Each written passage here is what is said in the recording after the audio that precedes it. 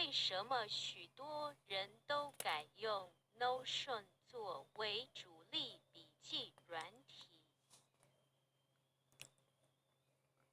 看完这个你就明白了拇指向上提到结合笔记、资料库专案管理的功能。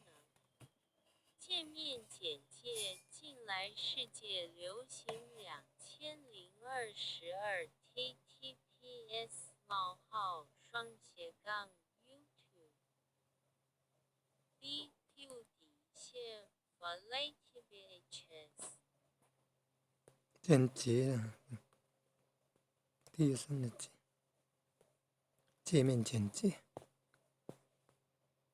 网址前面加个 TH， 这样才对啊。